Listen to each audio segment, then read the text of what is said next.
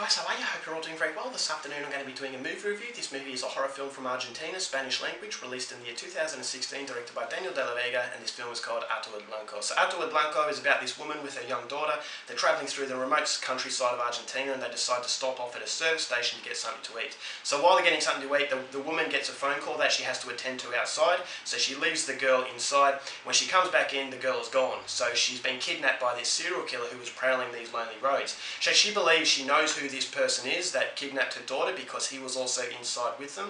So she gets into a car, she takes off down the highway in pursuit at 100 miles an hour. She ends up crashing and dying as a result. But this is where things are about to get very strange. When she's laying in her coffin, she basically comes back to life. And it turns out that this mysterious man who drives a hearse has resurrected her and told her that she has one day in order to save her child, and if one day expires, then she's going to expire and she'll never know what's happened to her. So she's in a race against time, but to make things very difficult, there are two other women who are facing the exact same problem, who are trying to get to their children first. So whoever gets to their child first will save the day, and this is where things are going to start to get very nasty and very, very bizarre. So what happens in the end and whether or not this woman can save her young daughter, something you're going to have to find out for yourself, because that's as far as I'm going with my synopsis.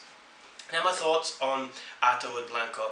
Daniel de la Vega, I believe, is the best horror director in Argentina. I believe one of the best horror directors in world cinema today is because he makes films that are incredibly entertaining. So he made Necrophobia that I absolutely loved, and Manos de Sangre. I reviewed them in the past, so if you want to know more about them, please go and see those reviews. But they are two movies that I really appreciated for the simple fact that yes, they did have problems, but overall the enjoyment in the film really does push aside those problems. And he makes movies that are very different, very unique. In a genre where a lot of people make fun of it is because, you know, they're basically made for money. This is a director who does provide something a little bit unique, and so I really hope Daniel de la Vega can make a name for himself in the USA and, you know, worldwide, is because this director really knows his stuff and he creates something that is very replayable and just incredibly entertaining. So coming into Ataúd Blanco, I was expecting the same standard, and that's exactly what I got. Now when this movie was released, I don't know what happened to it. It had a lot of difficulty. It's supposed to be released a few months ago, but then it got knocked back. It got a new date, but then it got knocked back again, and finally today, December the 1st, it got released. So I'm not sure what happened,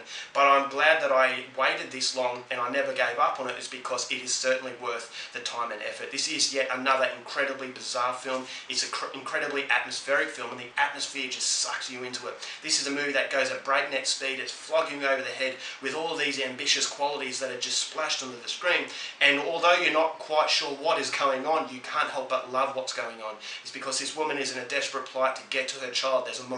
There is a little bit of a morality tale in there for good measure, but it never clouds that. It is a breakneck speed, crazy film. So if you like your crazy movies, Ataúd Blanco is definitely one that's going to appeal to you. There are some very nasty moments of violence. There's a very shocking scene at the end of this film that had a lot of people in the cinema gasping in horror, and so I wasn't quite prepared for how far Daniel de la Vega would go in this part. There's a lot of Hollywood films that have scenes very similar to this, but right at the end where you just think something shocking is going to happen, someone saves the day.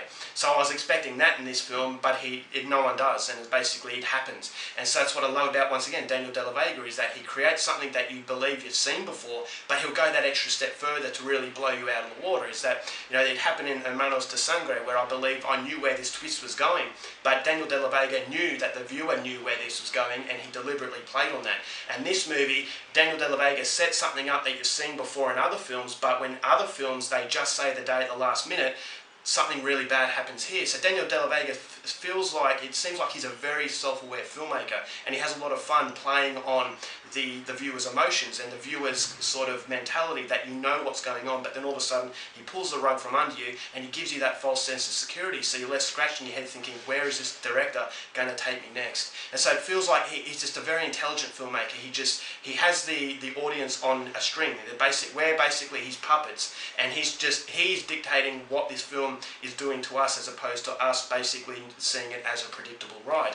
So the cinematography was absolutely fantastic. It's a very dreamlike atmosphere. Daniel De La Vega creates atmospheres that are very uneasy. So it feels like you're in a nightmare. You feel the plight of this woman. You feel that all these characters that are coming into this film are very, very mixed up, and you feel that no one can be trusted. So you give that very disorientating and very uncomfortable environment that not a lot of horror filmmakers can do. So when it comes to filmmaking, some directors have their own style. And when you see a film done by a director, sometimes you can know who it is. But then you've got a lot of lazy filmmakers that basically recycle ideas over and over, and basically you've seen one, you've seen them all. But Daniel De La Vega can be one of those directors that you can put into the category of having its own style. So if you see a style, you'd probably say to yourself, yep, that is Daniel De La Vega. And that's why I think he's an incredibly underrated filmmaker. This movie, it does have problems. There are moments that are very vague, that are not explained all that well, but it makes you want to go back and watch it again.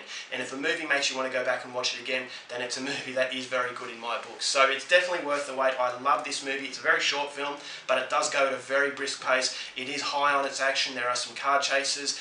There are some just really bizarre moments that you just think to yourself, what is going on? They do give you explanations to some degree, but not everything. So I can see a few people getting a little bit turned off by that. But as I said, if you are into world cinema, Daniel De La Vega is a director to definitely look out for, and as a result of that, he has made yet another fantastically entertaining horror film. It's not perfect, but it is certainly a lot better than a lot of films going out there today. So overall, for Ataúd Blanco, going to give it 4 stars. I was really happy with what I got. Alright guys, that's it for my review. Hope you enjoyed it. Thanks for watching movies, and I'll see you later.